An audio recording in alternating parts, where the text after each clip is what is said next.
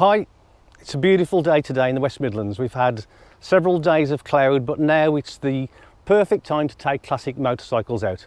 I'm Rob Davies and this is the Classic Motorcycle channel. For today we have the Triumph Bonneville. Most chaps get to a certain point in their lives and they think to themselves, I've got to have a Triumph Bonneville. No other thing will do. But the thing is, which one will you choose? The Bonnevilles go from 1959 through to 1983, 24 years of development.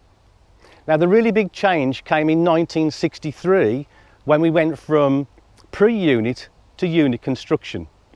So before 1963 there was a separate gearbox and a separate engine. Things have been like that for quite a long time. Certain companies made the gearbox, other companies made the engines. But of course later on they made engines and gearbox. Now today we're going to have a look at Marvin Nichols' 1965 Triumph Bonneville 650. Some say that the 65 is possibly the best, but I'm not going to argue about that.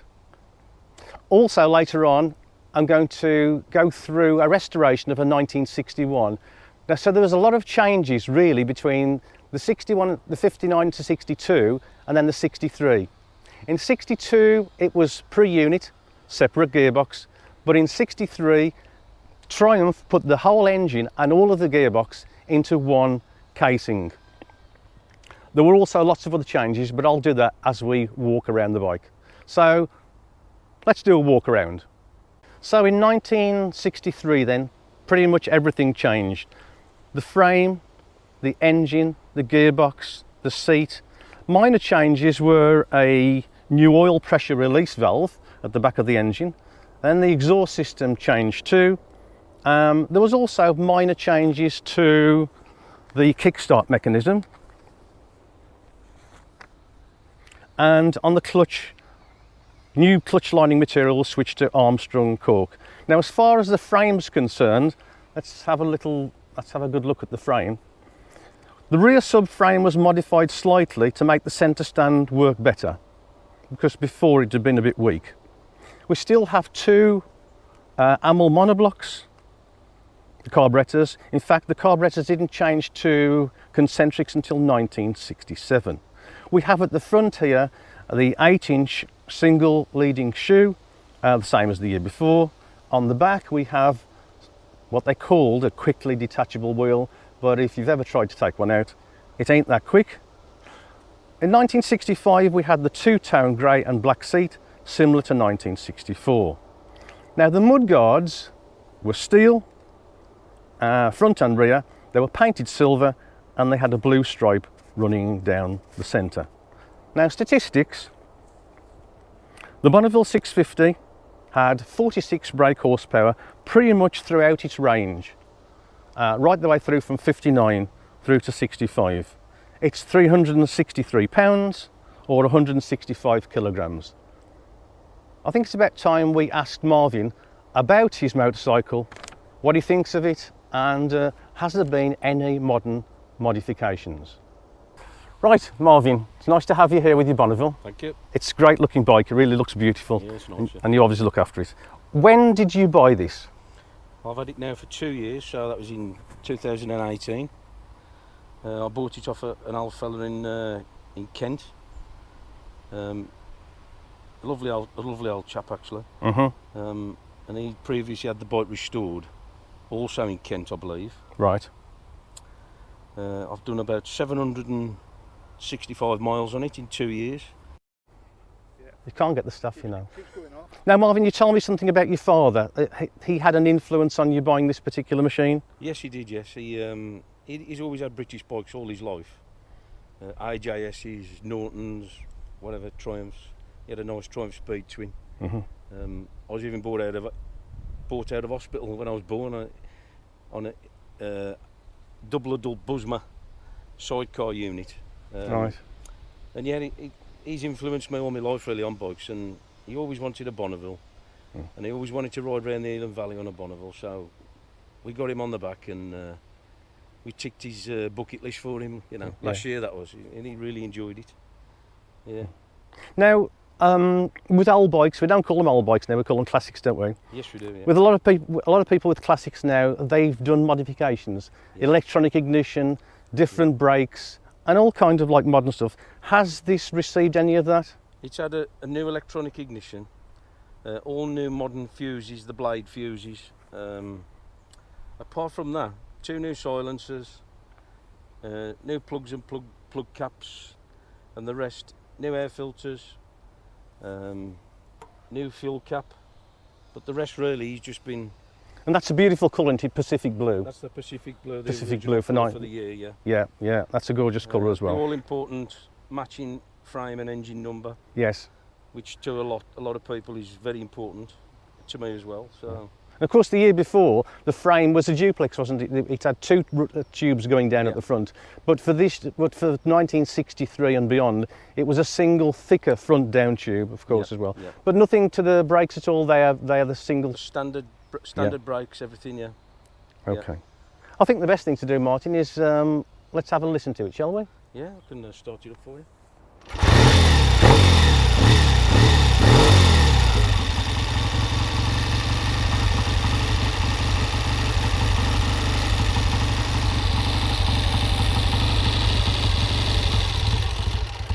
Now, before we go off for a ride into the sunset, let's take a look at a restoration of a 1961 model undertaken in 2018.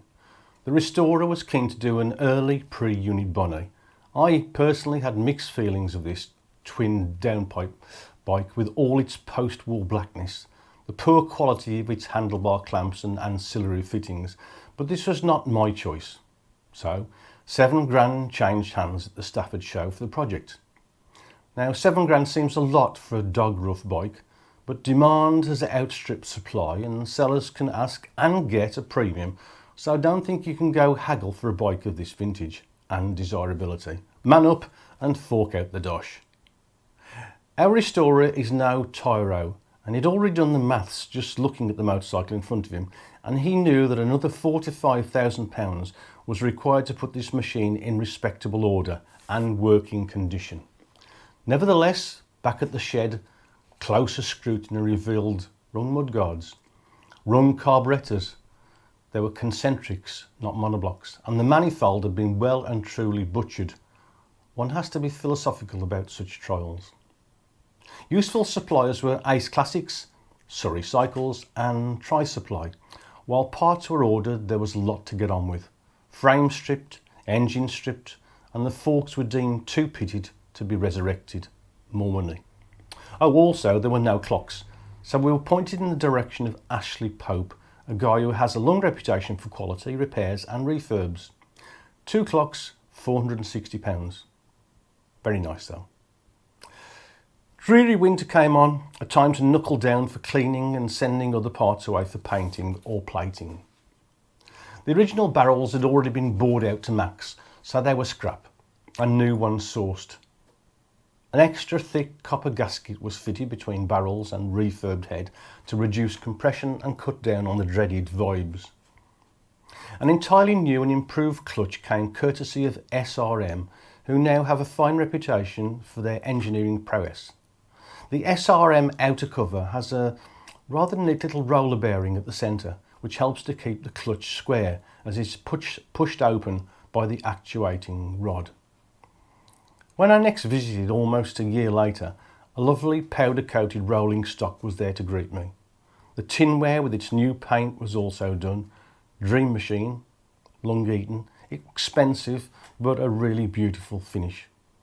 The reground crank was in place, and the head had had new valves and springs, stainless in net stubs, £120 a pair. Mick had wisely fitted a Morgo oil pump to ensure that the very best oiling, while the correct monoblocks were sitting in their box, all nice and shiny. Now in the day, Triumph did do a left and right carb, but sadly none were now available. I say this for the purists who may be looking on and going, well, fancy that carb's not right. The rear wheel was found to be the wrong size, so a new 18-inch rim was purchased along with the correct tyre. Yes, Mick was going to do the job properly. So now we're coming to the completed bike after 18 months of graft, and it's looking good. new handlebars from Tri-Supply with switches and horns. Had everything gone sweetly, I asked. No, came the definitive reply. But the most troublesome parts have been getting correct exhaust pipes. Traders at shows will swear that their parts are going to be the exact fit for your bike, but beware. Keep your receipts, because often aftermarket parts do not always fit. But was it all worth it? I'll let you savour the stills of this 1961 model before I take the 65 bike out for a ride. Okay, I'm going to swap over now from my Honda 650 Nighthawk, which is the usual hack for me every day, and I'm going to get on to Marvin's Triumph 650. It's going to be a change, but brakes on the opposite side, gears on the opposite side, but you might think this is a strange combination of the two, but I couldn't get a 750 Honda 4 here at the time, but we have two 650s here. There's 20 years between the two, and the colour scheme is not too dissimilar.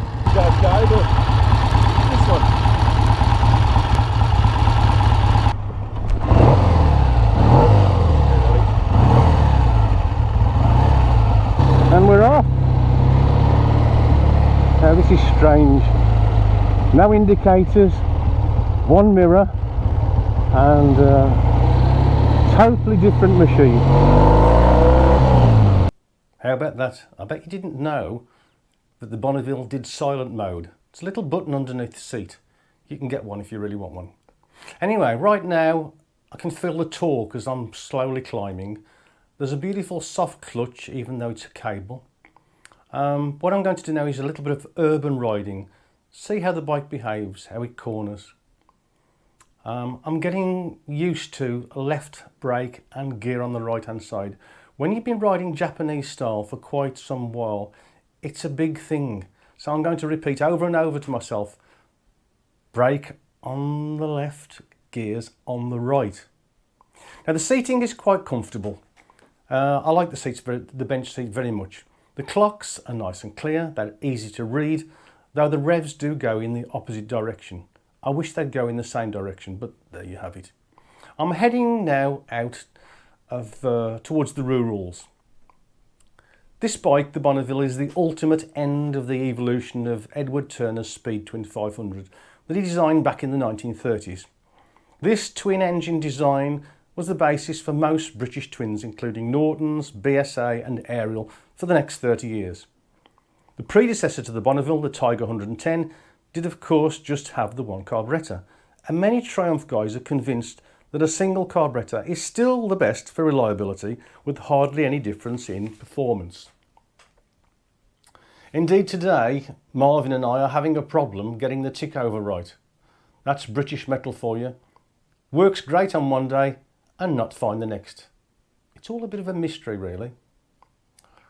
Oops, here we're going to go in with hand signals. Have I got to do a right hand signal? That's going to be really difficult. Certainly when switching from a smooth 4-cylinder to a twin, the very first thing that you notice is the vibrations coming through the pegs and the handlebars. But that's the nature of the beast. There's a popular saying these days, it is what it is, which is one of those phrases that says everything and nothing. British twins are great for the curving A and slightly narrower B roads in this country, and right now I'm heading for the Clent Hills near Halzone to catch some wonderful views out over the West Midlands. So here we are in the English countryside. We see a delightful signpost belonging to the parish council pointing to Clent 3 miles. Marvin and I are now winding our way along the B roads heading for the car park at Walton Hill.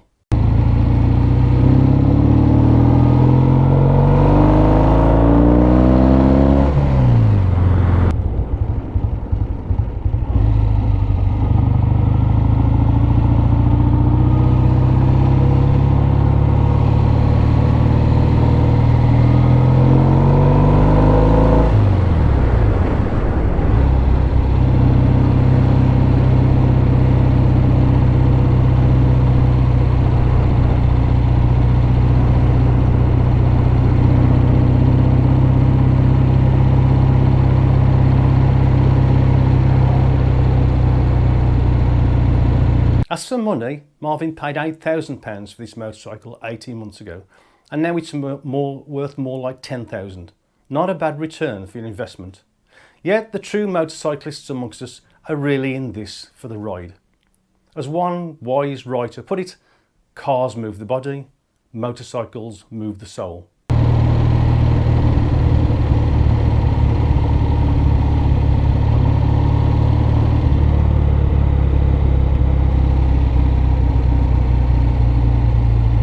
So keep a lookout for my next video. Don't forget to like and subscribe. Bye for now.